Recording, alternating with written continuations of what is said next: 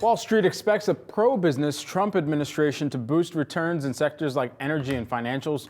But what does history actually tell us about market performance under both administrations? Here with a closer look at Biden versus Trump 1.0, Yahoo Finance's Blikre. Hey, Jared. Thank you, Brad. When 2017 rolled around, a lot of people had ideas about what the Trump trade would be and would not be. Most of those ideas were wrong. So I just wanted to map out exactly how certain sectors did. And this is election day to election day. So that would be November to November. Trump won versus Biden. First up, we have tech. And tech soared 140% under Trump won, and then it was up 100% under Biden. And let me break this down in terms of the Mag 7. Now, back then, we were talking about the FANG index and the FANG members. Netflix was a part of it, but I think people are really thinking of some of the bigger names. So let's go through them. Apple is up 300%. Microsoft was up 240% under Trump won. But under Biden, Apple was only up 100%. Microsoft was up 100% as well. Now we get to NVIDIA. That's another Mag 7 name that falls under the tech category. That was up 631%, which was actually less than what we saw under Biden. That was almost 1,000%. Now, next up here, we have XLY. That is consumer discretionary. There are two consumer or retail sectors, the stuff people want, which is consumer discretionary, and then the stuff people need, which is staples.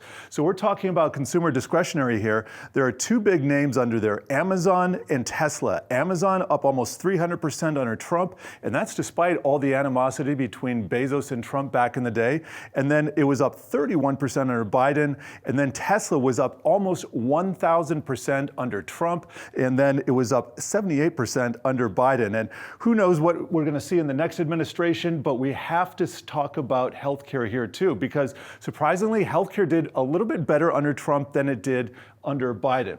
So let's move on here. We have some Biden wins. Industrials takes the cake. And now we're talking about some of the cyclicals here. I'm going to get to financials and also energy.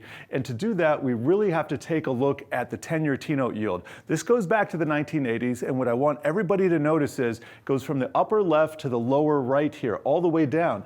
But we have recently, since the pandemic, broken out. And these higher interest rates are forcing us into another environment that we haven't seen in a long time, where things like industrials can outperform. And they have done that at certain times. So I'm going to go back to our analysis here and just kind of go through the remaining Biden tickers.